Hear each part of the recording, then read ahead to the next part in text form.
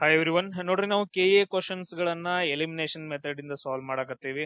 Already ನಾನು ಹಲವಾರು videos ಗಳನ್ನ ಹಾಕಿದ್ದೀನಿ. ಸೊ ಇವಾಗ ಫೋರ್ತ್ ವಿಡಿಯೋ ಡಿಸ್ಕಷನ್ ಮಾಡ್ತಿರೋದು. ಅದ್ರದ್ದೆಲ್ಲ ಲಿಂಕ್ಸ್ ಗಳು ನಿಮ್ಗೆ ಡಿಸ್ಕ್ರಿಪ್ಷನ್ ಬಾಕ್ಸ್ ಅಲ್ಲಿ ಸಿಗ್ತಾವ, ಆಲ್ ವಿಡಿಯೋಸ್ ಲಿಂಕ್ ಗಳು. ಸೊ ಎಲ್ಲಾ ವಿಡಿಯೋಸ್ ಗಳನ್ನ ನೋಡ್ರಿ, ಆಮೇಲೆ ಶೇರ್ ಮಾಡ್ರಿ. ನಾವು ಇವಾಗ ಡೈರೆಕ್ಟ್ ಆಗಿ ಕ್ವಶನ್ಸ್ ಗಳನ್ನ ಡಿಸ್ಕಷನ್ ಮಾಡೋಣ ಎಲಿಮಿನೇಷನ್ ಮೆಥಡ್ ಇಂದ. ಸೊ ನಿಮ್ಗೆ ಕನ್ಫ್ಯೂಷನ್ಸ್ ಗಳನ್ನ ಹೋಗಕ್ಕೆ ಫಸ್ಟ್ ಏನಂತಂದ್ ಹೇಳಿದ್ರೆ KSP 10 ಕ್ವಶನ್ಸ್ ಗಳನ್ನ ಡಿಸ್ಕಷನ್ ಮಾಡ್ತೀನಿ ಯೂಸಿಂಗ್ ಎಲಿಮಿನೇಷನ್ ಮೆಥಡ್. ಅದಾದ ನಂತರ ನೆಕ್ಸ್ಟ್ ಸೆಕ್ಷನ್ ಒಳಗಡೆ ಏನ್ ಮಾಡ್ತೀನಿ ಅಂತಂದ್ ಹೇಳಿದ್ರೆ KEA ಕ್ವಶನ್ಸ್ ಗಳನ್ನ, KEA ಬೋರ್ಡ್ ಬೇರೆ ಬೇರೆ ಎಕ್ಸಾಮ್ಸ್ ಗಳಲ್ಲಿ ನಡೆಸಿರೋ KEA ಕ್ವಶನ್ಸ್ ಗಳನ್ನ, ಅದನ್ನ 10 ಕ್ವಶನ್ಸ್ ಗಳನ್ನ ಸಾಲ್ವ್ ಮಾಡ್ತೀನಿ ಎಲಿಮಿನೇಷನ್ ಮೆಥಡ್ ಇಂದ.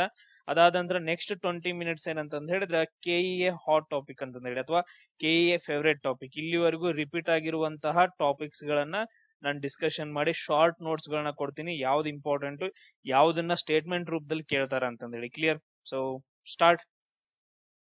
ಸೊ ಇಲ್ಲಿ ನೋಡ್ರಿ, ಕ್ವಶನ್ ಏನಾಯ್ತಂದ್ರೆ, ಭಾರತೀಯ ಸ್ವಾತಂತ್ರ್ಯ ಹೋರಾಟದ ಸಮಯದಲ್ಲಿ ಈ ಕೆಳಗಿನವುಗಳಲ್ಲಿ ಯಾರು ಫ್ರೀ ಇಂಡಿಯನ್ ಲೀಜನ್ ಎಂಬ ಸೈನ್ಯವನ್ನ ಬೆಳೆಸಿದ್ರು ಅಂತಂದ ಹೇಳಿ.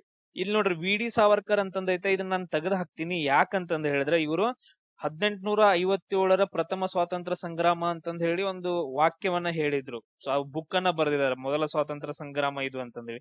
ಸೊ ಅವ್ರು ಬರಂಗಿಲ್ಲ, ಸೊ VD ಸಾವರ್ಕರ್. ಅದಾದ ನಂತರ ನೆಕ್ಸ್ಟ್ ನೋಡ್ರಿ, ಲಾಲ್ ಹರ್ದಯಾಳ್ ಅಂತಂದ್ ಹೇಳಿ, ಇವ್ರು ಕೂಡ ಬರಂಗಿಲ್ಲ.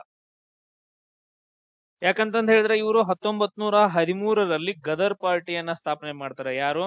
ಲಾಲ್ ಹರ್ದಯಾಳ್ ಅವರು 1913 ಸ್ಯಾನ್ ಫ್ರಾನ್ಸಿಸ್ಕೋ ಒಳಗಡೆ ಗದರ್ ಪಾರ್ಟಿಯನ್ನ ಸ್ಥಾಪನೆ ಮಾಡಿದವರು ಹರ್ದಯಾಳ್. ಅದಕ್ಕೋಸ್ಕರ ಇಲ್ಲಿ ಇದಕ್ಕಿಂತನೂ ಬೆಸ್ಟ್ ಆಪ್ಷನ್ ಏನಂತಂದ್ ಹೇಳಿದ್ರೆ ನಾವು ಸಿಮಿಲರ್ ವರ್ಡ್ಸ್ ಅಂತಂದ್ ಹೇಳ್ತೀವಿ, ಅಥವಾ ರಿಪೀಟೆಡ್ ವರ್ಡ್ಸ್ ಅಂತಂದ್ ಹೇಳ್ತೀವಿ. ತುಂಬಾ important, similar or repeated words ಗಳು ಬಂದ್ರೆ ಎಲ್ಲಿ ಬಂದವ್ರಿ ಸರ್, ಇಲ್ಲೂ ಬೋಸ್ ಐತ್ರಿ, ಇಲ್ಲೂ ಬೋಸ್ ಐತ್ರಿ, ಆಲ್ಮೋಸ್ಟ್ ಏನಂತಂದ್ ಹೇಳಿದ್ರೆ ಈ ಎರಡರಲ್ಲಿ ಆನ್ಸರ್ ಆಗಿರುತ್ತೆ. ಉಳಿದದ್ನ ನಾವೆಲ್ಲ ತೆಗೆದು ಹಾಕಿಬಿಡ್ಬೇಕು. ಯಾಕಂತಂದ್ ಹೇಳಿದ್ರೆ similar words or repeated words ಎಲ್ಲಾದ್ರೂ ಆಪ್ಷನ್ಸ್ ಗಳಲ್ಲಿ ಬಂದ್ರೆ ಆ ಎರಡರಲ್ಲಿ ಯಾವ್ದಾದ್ರು ಒಂದು ಕರೆಕ್ಟ್ ಆಗಿರುತ್ತೆ. ಸೊ ಬೋಸ್ ಅಂತಂದ್ ಹೇಳಿ ಯಾವ್ದಾದ್ರು ಒಂದು. ಇಲ್ಲಿ ನೋಡ್ರಿ, ರಾಶ್ ಬಿಹಾರಿ ಬೋಸ್ ಅಂತಂದ್ ಹೇಳಿ ಬರಂಗಿಲ್ಲ. ಯಾಕಂತಂದ್ ಹೇಳಿದ್ರೆ ಅವ್ರ ಬಗ್ಗೆ ನಿಮ್ಗ ಅಷ್ಟು ಇದು ಏನಂತಂದ್ ಹೇಳಿದ್ರೆ ಇಂಡಿಪೆಂಡೆನ್ಸ್ ಲೀಗ್ ಅಂತಂದ್ ಹೇಳಿ ಅದನ್ನ ಸ್ಥಾಪನೆ ಮಾಡ್ತಾರೆ ಇವರು 1942ರಲ್ಲಿ. 1942 ಇಂಡಿಪೆಂಡೆನ್ಸ್ ಲೀಗ್ ಅಂತಂದ್ ಹೇಳಿ, ಇಂಡಿಯನ್ ಇಂಡಿಪೆಂಡೆನ್ಸ್ ಲೀಗ್ IIL ಅನ್ನ ಸ್ಥಾಪನೆ ಮಾಡ್ತಾರ ಜಪಾನ್ ಒಳಗಡೆ. ಬಟ್ ಅದು ಸುಭಾಷ್ ಚಂದ್ರ ಬೋಸ್ ನೋಡ್ರಿ, ಇದೇನಂದ್ರೆ ನಮ್ದು ಆನ್ಸರ್ ಆಗತ್ತ. ಇವರು ಫ್ರೀ ಇಂಡಿಯನ್ ಲಿಜನ್ ಅನ್ನ ಜರ್ಮನಿ ಒಳಗಡೆ ಸ್ಥಾಪನೆ ಮಾಡ್ತಾರ. ಸೊ ಫ್ರೀ ಇಂಡಿಯನ್ ಲಿಜನ್ ಅನ್ನ ಜರ್ಮನಿ ಒಳಗಡೆ ಸ್ಥಾಪನೆ ಮಾಡ್ತಾರ. ಅದ್ರ ಜೊತೆಗೆ ಆಜಾದ್ ಹಿಂದ್ ಫೌಜು ಅಥವಾ ಇಂಡಿಯನ್ ನ್ಯಾಷನಲ್ ಆರ್ಮಿ ಕೂಡ ಸ್ಥಾಪನೆ ಮಾಡ್ತಾರ. ಈ 2 ಪಾಯಿಂಟ್ಸ್ ಗಳನ್ನ ನೀವು ನೆನ್ಪಿಟ್ಕೋಬೇಕು ಅವ್ರ ಬಗ್ಗೆ. ಆಮೇಲೆ VD ಸಾವರ್ಕರ್ ಬಗ್ಗೆ ಎಕ್ಸ್ಟ್ರಾ ನೆನ್ಪಿಟ್ಕೊಳ್ರಿ. 1899 ಇವರು ಮಿತ್ರ ಮೇಳವನ್ನ ಸ್ಥಾಪನೆ ಮಾಡ್ತಾರ. ಇವೇನಂತಂದ್ ಹೇಳಿದ್ರೆ ಕ್ರಾಂತಿಕಾರಿ ಆರ್ಗನೈಸೇಷನ್ಸ್ ಗಳಂತಂದ್ ಹೇಳ್ತೀವಿ, ಕ್ರಾಂತಿಕಾರಿ ಸಂಸ್ಥೆಗಳು. ಒಂದು 1899ರಲ್ಲಿ ಮಿತ್ರ ಮೇಳ ಅಂತ ಸ್ಥಾಪನೆ ಮಾಡಿದ್ರ. 1904 ಅಭಿನವ್ ಭಾರತ್ ಅಂತಂದೇಳಿ, ಅಭಿನವ್ ಭಾರತ್ ಅಂತಂದ್ ಹೇಳಿ 2 ಕ್ರಾಂತಿಕಾರಿ ಸಂಸ್ಥೆಗಳನ್ನ ಸ್ಥಾಪನೆ ಮಾಡ್ತಾರ VD ಸಾವರ್ಕರ್. ನೆಕ್ಸ್ಟ್ ಕ್ವಶನ್ ನೋಡ್ರಿ, ನಾವು ಓದಿರೋ ಪ್ರಕಾರ ಹೆಂಗೆ ಎಲಿಮಿನೇಟ್ ಮಾಡ್ಬೇಕು. ಸರ್ದಾರ್ ಪಟೇಲ್ ಅವರ ಅಧ್ಯಕ್ಷತೆಯಲ್ಲಿ 1931 ಭಾರತೀಯ ರಾಷ್ಟ್ರೀಯ ಕಾಂಗ್ರೆಸ್ ಕರಾಚಿ ಅಧಿವೇಶನ ಜರುಗತ್ತ. ಫಸ್ಟ್ ಪಾಯಿಂಟ್ ನೆನ್ಪಿಟ್ಕೊಡ್ರಿ, ಕರಾಚಿ ಅಧಿವೇಶನ ನಡೆಯುತ್ತ 1931ರಲ್ಲಿ. ಅದರ ಅಧ್ಯಕ್ಷತೆಯನ್ನು ಯಾರು ವಹಿಸಿದಾರ? ಸರ್ದಾರ್ ಪಟೇಲ್ ರವರು ವಹಿಸಿದಾರ. ಇದೊಂದು ಕ್ವಶನ್ ಆನ್ಸರ್. ಆಮೇಲೆ ಮೂಲಭೂತ ಹಕ್ಕುಗಳನ್ನ ಮತ್ತು ಆರ್ಥಿಕ ಕಾರ್ಯಕ್ರಮದ ಕುರಿತು ಒಂದು ನಿರ್ಣಯವನ್ನ ಯಾರು ರಚನೆ ಮಾಡಿದ್ರು ಅಂತ ಹೇಳಿ ಕ್ವಶನ್ ಕೇಳಿದಾರೆ. ನಮಗ್ ಕ್ವಶನ್ ಅರ್ಥ ಆತ್ರಿ, ಏನಾತೋ ಗೊತ್ತಿಲ್ಲ, ಒಟ್ಟು ನೋಡಿದ್ರಿ ಇದು ಕಾಂಗ್ರೆಸ್ ಅಧಿವೇಶನದಲ್ಲಿ ಮೂಲಭೂತ ಹಕ್ಕುಗಳ ಬಗ್ಗೆ ಹಿಂಗ್ ಹೇಳ್ಯಾರ. ಈಗ ನಾವು ಆಪ್ಷನ್ಸ್ ಗಳನ್ನ ನೋಡೋಣ. ಈ ಮಹಾತ್ಮ ಗಾಂಧೀಜಿ ಕಾಂಗ್ರೆಸ್ ಅಧಿವೇಶನ ಬಗ್ಗೆ ಕಂಪ್ಯಾರಿಸನ್ ಮಾಡೋಣ. ಮಹಾತ್ಮ ಗಾಂಧೀಜಿ ಕಾಂಗ್ರೆಸ್ ಅಧಿವೇಶನ ಅಂತ ಹೇಳಿ ಕಂಪೇರ್ ಮಾಡಿದ್ರೆ ಇವ್ರು 1924ರಲ್ಲಿ ಬೆಳಗಾವಿ ಅಧಿವೇಶನದ ಅಧ್ಯಕ್ಷರಾಗಿದ್ರಿ ಸರ ಅಂತಂದ್ ಹೇಳಿ. ಇದಷ್ಟ ಗೊತ್ತೈತಲ್ಲ ನಮ್ಗೆ. 1924 ಇವರು ಬೆಳಗಾವಿ ಅಧಿವೇಶನದ ಅಧ್ಯಕ್ಷರಾಗಿದ್ರು. ಎಸ್, ಅದ್ ಬಿಟ್ರೆ ಬೇರೆ ಏನಿಲ್ಲ. ಸೊ ಮಹಾತ್ಮ ಗಾಂಧೀಜಿ ಆಪ್ಷನ್ ಅನ್ನ ನಾವು ತೆಗೆದು ಹಾಕ್ತಿವಿ. ಅದಾದ ನಂತರ ನೆಕ್ಸ್ಟ್ ಡಾಕ್ಟರ್ BR ಅಂಬೇಡ್ಕರ್ ನೋಡ್ರಿ, ಇವ್ರನ್ನ ನಾವು ಯಾಕೆ ತೆಗೆದು ಹಾಕ್ತಿವಿ ಅಂತಂದ್ ಹೇಳಿದ್ರ, ಸರ್ ಇವ್ರು ಕರಡು ಸಮಿತಿಯ ಅಧ್ಯಕ್ಷರ್ರಿ, ಸಂವಿಧಾನಕ್ಕೆ ಸಂಬಂಧಪಟ್ಟರ್ರಿ. ಇವರು ಕಾಂಗ್ರೆಸ್ ಅಧಿವೇಶನ ಇವಕ್ಕೆಲ್ಲ ಸಂಬಂಧಪಟ್ಟಿಲ್ರಿ. ನೋಡ್ರಿ ಎಷ್ಟು ಈಸಿಯಾಗಿ 2 ಆಪ್ಷನ್ಸ್ ಗಳನ್ನ ನಾವು ತೆಗೆದು ಹಾಕಿದ್ವಿ. ಸೊ ಅದಾದ ನಂತರ ನೆಕ್ಸ್ಟ್ ಇನ್ನೊಂದು ತೆಗೆದು ಹಾಕ್ಬಹುದು, ಡಾಕ್ಟರ್ ರಾಜೇಂದ್ರ ಪ್ರಸಾದ್. ಇವ್ರ ಬಗ್ಗೆ ನಮಗ್ ಗೊತ್ತಿರೋ ಮಾಹಿತಿ ಏನಂತಂದ್ರೆ ಇವರು ಮೊದಲ ಪ್ರೆಸಿಡೆಂಟ್ ಅಂತಂದ್ ಹೇಳ್ತೀವಿ. ಭಾರತದ ಮೊದಲ ಪ್ರೆಸಿಡೆಂಟ್ ಅದಾದ ನಂತರ ನೆಕ್ಸ್ಟ್ ಸಂವಿಧಾನ ರಚನಾ ಸಭೆಯ ಅಧ್ಯಕ್ಷರು ಅಂತಂದೇಳಿ, ಇನ್ನೊಂದೇನು ಸಂವಿಧಾನ ರಚನಾ ಸಭೆಯ ಅಧ್ಯಕ್ಷರು ಅಂತಂದೇಳಿ ನಾವು ಓದಿದೇವ್ರಿ. ಇವಷ್ಟ ಅವ್ರಿಗೆ ಸಂಬಂಧಪಟ್ಟಿದ್ರಿ. ಯಾರಿಗ್ರಿ? ಡಾಕ್ಟರ್ ರಾಜೇಂದ್ರ ಪ್ರಸಾದ್ ಅವ್ರಿಗೆ. ಇದನ್ನು ಕೂಡ ತೆಗೆದಾಕ್ತಿವಿ. ಇನ್ನು ಉಳಿದಿದ್ ಒಂದ್ ಯಾವ್ದು ಅಂತಂದ್ರೆ ಪಂಡಿತ್ ಜವಾಹರ್ಲಾಲ್ ನೆಹರು. ಸೊ ಯಾವ್ದಂತಂದ್ರೆ ಪಂಡಿತ್ ಜವಾಹರ್ಲಾಲ್ ನೆಹರು. ಇವ್ರು ಏನ್ ಹೇಳ್ತಾರ ಅಂತ ಹೇಳಿದ್ರ 1900 ಮೊದಲೇ ಹೇಳಿರ್ತಾರ, ಐತಿಹಾಸಿಕ ನಿರ್ಣಯದ ಕರಡನ್ನ ರಚನೆ ಮಾಡ್ತಾರ. ಆಮೇಲೆ ನೆಕ್ಸ್ಟ್ ಲಾಹೋರ್ ಅಧಿವೇಶನದೊಳಗೂ ಕೂಡ ಕೆಲವೊಂದು ಘೋಷಣೆಗಳನ್ನ ಕೂಗ್ತಾರೆ. ಯಾರು? ಪಂಡಿತ್ ಜವಾಹರ್ಲಾಲ್ ನೆಹರು. ಈ ತರ ನಾವು ಎಲಿಮಿನೇಷನ್ ಮಾಡ್ಬೋದು. ಸೊ ಯಾರು ಬಾಳ ಟೆನ್ಷನ್ ತಗೊಳಕ್ ಹೋಗ್ಬೇಡ್ರಿ. ಈ ಟೈಮ್ ದೊಳಗಡೆ ಹೆಂಗಂತಂದ್ರೆ KSP ಅವ್ರು ಫಸ್ಟ್ ಟೈಮ್ ಕಂಡಕ್ಟ್ ಮಾಡ್ತಿದಾರೆ. PC ಕ್ವಶನ್ ಪೇಪರ್ ಹೆಂಗ್ ಬರ್ತಾವ ಅಂತಂದ್ ಗೊತ್ತಿಲ್ಲ. ಎಲಿಮಿನೇಷನ್ ಮೆಥಡ್ ಪಕ್ಕಾ ಯೂಸ್ ಆಗೇ ಆಗತ್ತ ಎಲ್ರಿಗೂ. ಅದಾದ ನಂತರ ಇದು ಒಂದೇ ಅಂತಲ್ಲ, ಇನ್ನು ನೆಕ್ಸ್ಟ್ ಬರುವಂತ ಎಕ್ಸಾಮ್ಸ್ ಗಳಿಗೆಲ್ಲ, ಪ್ರತಿಯೊಂದು ಎಕ್ಸಾಮ್ಸ್ ಗಳಿಗೆ ಎಲಿಮಿನೇಷನ್ ಮೆಥಡ್ ಅನ್ನ ನಾನ್ ಹೇಳ್ಕೊಡ್ತೀನಿ. ನನ್ ಕ್ಲಾಸಸ್ ಗಳನ್ನ ಕಂಪ್ಲೀಟ್ ಆಗಿ ನೋಡ್ರಿ. ಯಾವ ಕೋಚಿಂಗ್ ಸೆಂಟರ್ ಆಗ್ಲಿ ಎಲ್ಲಿ ಹೇಳ್ಕೊಡಂಗಿಲ್ಲ, ಅಂತ ಥಿಂಗ್ಸ್ ಗಳನ್ನ ನಾನ್ ಹೇಳ್ಕೊಡ್ತೇನೆ ಇನ್ಮೇಲೆ. ಇಷ್ಟ ದಿನ ನಾನು ಎಲ್ಲಿದ್ದೆ ಅಂತಂದ್ ಹೇಳಿದ್ರೆ ಸೆಂಟ್ರಲ್ ಗವರ್ಮೆಂಟ್ ಎಕ್ಸಾಮ್ಸ್ ಗಳಿಗೆ ನಾನು ಟೀಚ್ ಮಾಡ್ತಿದ್ದೆ. ಅಂದ್ರ ಅಗ್ನಿವೀರ ಎಕ್ಸಾಮ್ಸ್ ಗಳು, air force, navy, SSC GD exam, MTS exam, ತುಂಬಾ ಜನ ಜಾಬ್ ಆಗಿದ್ದಾರೆ. ಅಲ್ಲಿ ನಂದು ಚಾನಲ್ ನೇಮ್ ಏನಂತಂದ್ ಹೇಳಿದ್ರ ಮಲ್ಲಿಕಾರ್ಜುನ್ ಕಿಲ್ಲೆದಾರ್ ಅಂತಂದೈತೆ. ನನ್ ಚಾನಲ್ ನೇಮ್ ಏನೈತೆ ಅಲ್ಲಿ ಮಲ್ಲಿಕಾರ್ಜುನ್ ಕಿಲ್ಲೆದಾರ್ ಅಂತಂದೈತೆ. ಬೇಕಾದ್ರೆ ಸರ್ಚ್ ಮಾಡ್ರಿ, ಅದ್ರೊಳಗಡೆ ತುಂಬಾ ವಿಡಿಯೋಸ್ಗಳು. ಅಲ್ಲಿ ಏನಂತಂದ್ ಹೇಳಿದ್ರೆ ಇವೆಲ್ಲ ಯೂಸ್ ಆಗ್ತಿದ್ವು, ಇಂಥ ಟ್ರಿಕ್ಸ್ ಗಳೆಲ್ಲ. ಇನ್ನೂ ಆದ್ರೂ ಕೂಡ ಸೆಂಟ್ರಲ್ ಗವರ್ಮೆಂಟ್ ಅಲ್ಲಿ ಯೂಸ್ ಆಗ್ತವೆ. ನೀವು ಸ್ಟೇಟ್ ಗವರ್ಮೆಂಟ್ ಎಕ್ಸಾಮ್ ಕ್ಲಿಯರ್ ಮಾಡೋದಕ್ಕಿಂತ ಸೆಂಟ್ರಲ್ ಗವರ್ಮೆಂಟ್ ಎಕ್ಸಾಮ್ ಈಸಿಯಾಗಿ ಕ್ಲಿಯರ್ ಮಾಡ್ತಾರೆ. ನನ್ ಕ್ಲಾಸಸ್ ಗಳನ್ನ ಕೇಳಿ 100 ಅಬೌವ್ ಮಾರ್ಕ್ಸ್ ತೆಗಿತಾರೆ ಅಲ್ಲಿ ಹುಡುಗರು. ಸೊ ಆ ತರ ಕ್ಲಾಸಸ್ ಗಳಿದಾವ. ಎಸ್, ಇಲ್ಲೂ ಕೂಡ ನಾನು ಹೆಲ್ಪ್ ಮಾಡ್ತೀನಿ. ಪ್ರತಿಯೊಬ್ಬರಿಗೂ ಶೇರ್ ಮಾಡ್ರಿ. ಪ್ರಾಪರ್ ಆಗಿ ನೋಡ್ರಿ. ಈ 5 ದಿನದಾಗ ನಿಮ್ಗೆ ಎಲಿಮಿನೇಷನ್ ಮೆಥಡ್ ನಾನೇ ಹೇಳ್ಕೊಡ್ತೇನೆ. ಈಗ ನೆಕ್ಸ್ಟ್ ಕ್ವಶನ್ ನೋಡೋಣ. ಸೊ ಇಲ್ಲಿ ನೋಡ್ರಿ, ಈ ಕ್ವಶನ್ ಅನ್ನ ನೋಡ್ರಿ. ಈ ಕೆಳಗಿನ ಚಳುವಳಿಗಳಲ್ಲಿ ಯಾವುದರ ಕಾರಣ ಭಾರತೀಯ ರಾಷ್ಟ್ರೀಯ ಕಾಂಗ್ರೆಸ್ ನಲ್ಲಿ ಒಂದು ವಿಭಜನೆ ಆಗತ್ತ? ಅದರಲ್ಲಿ ಮಧ್ಯಗಾಮಿಗಳು ಆಮೇಲೆ ಉಗ್ರಗಾಮಿಗಳು ಅಂತಂದ್ ಹೇಳಿ, ಮಂದಗಾಮಿಗಳು ಮತ್ತು ಉಗ್ರಗಾಮಿಗಳು ಅಂತಂದ್ ಹೇಳಿ ಸಪರೇಟ್ ಆಗ್ತಾರ. ಕಾರಣ ಏನು ಅಂತ ಕೇಳಿದಾರೆ. ಇಲ್ಲಿ ನೋಡ್ರಿ, ಸಿಂಪಲ್ ಆಗಿ ಇದು ವಿಭಜನೆ ಆಗತ್ತಲ್ಲ, ನಾವ್ ಅದನ್ನ ಸೂರತ್ ವಿಭಜನೆ ಅಂತಂದ್ ಹೇಳಿ ಇಷ್ಟ ಕರಿತೀವಿ. ನಮ್ಗೆ ಇಷ್ಟ ಗೊತ್ತೈತೆ. ಬಟ್ ಆದ್ರೆ ಇಲ್ಲಿ ಯಾವ್ದನ್ನೋದು ನಮ್ಗೆ ಗೊತ್ತಿಲ್ಲ. ಸೂರತ್ ಅಧಿವೇಶನ ಯಾವಾಗ ನಡೆಯುತ್ತ? 1907 ನಡೆಯುತ್ತ. ಆ ಸೂರತ್ ಅಧಿವೇಶನದಲ್ಲಿ ಮಂದಗಾಮಿಗಳು ಉಗ್ರಗಾಮಿಗಳು ಸಪರೇಟ್ ಆಗ್ತಾರ. ಇದು ಗೊತ್ತೈತೆ. ಈಗ ಅದಕ್ಕಿಂತ ಮುಂಚೆ ಏನೋ ಒಂದು ರೀಸನ್ ಆಗಿರ್ಬೇಕಲ್ಲ, ಅದರಿಂದ ಅವ್ರು ಏನಾಗ್ಯಾರ ಅಂದ್ರೆ ಒಡೆದು ಹೋಗಿದಾರ, ಸಪರೇಟ್ ಆಗಿದಾರ. ಈಗ ನಾವು ನೋಡೋಣ. ಈಗ ಭಾರತ ಬಿಟ್ಟು ತೊಲಗಿ ಅಂತಂದೈತೆ. ಭಾರತ ಬಿಟ್ಟು ತೊಲಗಿ ಈ ಚಳವಳಿಯನ್ನ ಮಹಾತ್ಮ ಗಾಂಧೀಜಿಯವ್ರು ಮಾಡಿದಾರ. ಯಾವಾಗ? 1942 ಮಾಡಿದಾರ. ಸೊ ಆ ರೀಸನ್ಗೋಸ್ಕರ ಇದನ್ನ ನಾನು ಎಲಿಮಿನೇಟ್ ಮಾಡ್ತೀನಿ. ಮಹಾತ್ಮ ಗಾಂಧೀಜಿಯವ್ರು ನಡೆಸಿದ್ 1942. ಈ 1907ಕ್ಕಿಂತ ಮುಂಚೆ ನಾನು ಯಾವ್ದಾದ್ರು ಒಂದು ಕಂಡುಹಿಡಿಬೇಕು. ಅದಾದ ನಂತರ ಇದು ಅಸಹಕಾರ ಚಳವಳಿ ಅಂತ ಬರುತ್ತೆ ನೋಡ್ರಿ. ಇದನ್ನು ಕೂಡ ನೀವು ಮಹಾತ್ಮ ಗಾಂಧೀಜಿಯವ್ರ ಬಗ್ಗೆ ಓದಿದ್ರಿ ಅಂದ್ರೆ ಗೊತ್ತಿರುತ್ತ. 1920 ಅಸಹಕಾರ ಚಳವಳಿಯನ್ನ ಯಾರು ನಡೆಸ್ಕೊಡ್ತಾರ? ಮಹಾತ್ಮ ಗಾಂಧೀಜಿಯವ್ರು ನಡೆಸ್ಕೊಡ್ತಾರ. ಸೊ ಅದು ಬರಂಗಿಲ್ಲ. ನೆಕ್ಸ್ಟ್ ಸಿವಿಲ್ ಡಿಸ್ಒಬಿಡಿಯನ್ಸ್ ಅಂತಂದ್ ಹೇಳ್ತೀವಿ. ಇದು 1930 ನಡೆಸ್ಕೊಡ್ತಾರ. ಯಾರು? ಇದು ಕೂಡ ಮಹಾತ್ಮ ಗಾಂಧೀಜಿಯವರೇ. ದಂಡಿ ಮೆರವಣಿಗೆ ಅಂತ ಹೇಳ್ತೀವಲ್ಲ, ಆ ಟೈಮ್ ಒಳಗಡೆ ಸಿವಿಲ್ ಡಿಸ್ಒಬಿಡಿಮೆಂಟ್ ಅಂದ್ರೆ ನಾಗರಿಕ ಅಸಹಕಾರ ಚಳವಳಿ ಅಥವಾ ಕಾನೂನು ಭಂಗ ಚಳವಳಿ ಅಂತಂದ್ ಹೇಳ್ತೀವಿ. Point clear? ಇನ್ನು ಉಳಿದಿದ್ದು ಒಂದ ಸರ್ ನೋಡ್ರಿ, ಇದು ಸ್ವದೇಶಿ ಚಳವಳಿ ಅಂತಂದ್ ಹೇಳಿ ಇದು ಯಾವಾಗ ಅಂತಂದ್ ಹೇಳಿದ್ರ 1905 ನಡೆಯುತ್ತ. ಇದೇನಂದ್ರ ನಮ್ದು ಆನ್ಸರ್ ಆಗತ್ತ. ಈ ಚಳುವಳಿಯಿಂದ ನೆಕ್ಸ್ಟ್ ಏನ್ ಮಾಡ್ತಾರ? ಭಾರತೀಯ ರಾಷ್ಟ್ರೀಯ ಕಾಂಗ್ರೆಸ್ ಅಲ್ಲಿ 2 ಪಕ್ಷಗಳಾಗಿ ಒಡೆದು ಹೋಗ್ತಾರ. ಈ ಚಳವಳಿ ಯಾವ್ದ್ರ ವಿರುದ್ಧ ಆಗಿರುತ್ತಂದ್ರ 1905 ನಡೆದಂತಹ ಬಂಗಾಳದ ವಿಭಜನೆ. ಈ ಬಂಗಾಳದ ವಿಭಜನೆಯನ್ನ ಯಾರು ಮಾಡ್ತಾರ? ಯಾರಂತಂದ್ ಹೇಳಿದ್ರ ಲಾರ್ಡ್ ಕರ್ಜನ್ ಅಂತಂದ್ ಹೇಳ್ತೀವಿ. ಯಾರು ಮಾಡ್ತಾರ? ಲಾರ್ಡ್ ಕರ್ಜನ್ ಅನ್ನೋನ್ ಮಾಡ್ತಾನ. ಏನ್ ಮಾಡ್ತಾನ? ಸಿಂಪಲ್ ಈ ತರ ಏನಂತಂದ್ ಹೇಳಿದ್ರ, ಇದ್ ನೋಡ್ರಿ, ಜಸ್ಟ್ ಈ ಕಡೆ ಪಾರ್ಟ್ ಮಾಡಿರ್ತೀನಿ. ಇದು ಪಶ್ಚಿಮ ಬಂಗಾಳದ ಪ್ರಾಂತ್ಯ ಅನ್ಕೊಡ್ರಿ. ವೆಸ್ಟ್ ಬೆಂಗಾಲ್ ಬಂಗಾಳ ಪ್ರಾಂತ್ಯ. ಇದ್ರೊಳಗಡೆ ಏನ್ ಮಾಡ್ತಂದ್ರೆ 2 ಭಾಗಗಳಾಗಿ ಮಾಡಿ, ಒಂದು ಭಾಗವನ್ನ ಹಿಂದೂಗಳಿಗೆ, ಇನ್ನೊಂದು ಭಾಗವನ್ನ ಮುಸ್ಲಿಮರಿಗೆ ಕೊಡ್ತಾರ. ಸೊ ಮತ ಎಣಿಕೆ ಎವ್ರಿಥಿಂಗ್, ಚುನಾವಣೆ ಅದು ಇದೆಲ್ಲ ಸಪರೇಟ್ ಆಗಿ ಮಾಡೋಣ ಅಂತಂದೇಳಿ ಇದನ್ನ ನಾವು ಬಂಗಾಳದ ವಿಭಜನೆ ಅಂತ ಕರಿತೀವಿ. 1905 ಲಾರ್ಡ್ ಕರ್ಜನ್. ಆಮೇಲೆ ಇದನ್ನ ಹಿಂತಿರುಗುತ್ತಾರ 1911 ಲಾರ್ಡ್ ಹಾರ್ಡಿಂಜ್ ಅಂತಂದೇಳಿ. ಯಾವ ಗವರ್ನರು? ಲಾರ್ಡ್ ಹಾರ್ಡಿಂಜ್ ಇದ್ದವನು ಅದನ್ನ ಕ್ಯಾನ್ಸಲ್ ಮಾಡ್ತಾರ, ಬಂಗಾಳದ ವಿಭಜನೆಯನ್ನ. ಇದ್ರ ವಿರುದ್ಧವಾಗಿ ಒಂದು ಮೂವ್ಮೆಂಟ್ ನಡೆಯುತ್ತ, ಸ್ವದೇಶಿ ಚಳವಳಿ ಅಂತಂದ್ ಹೇಳಿ.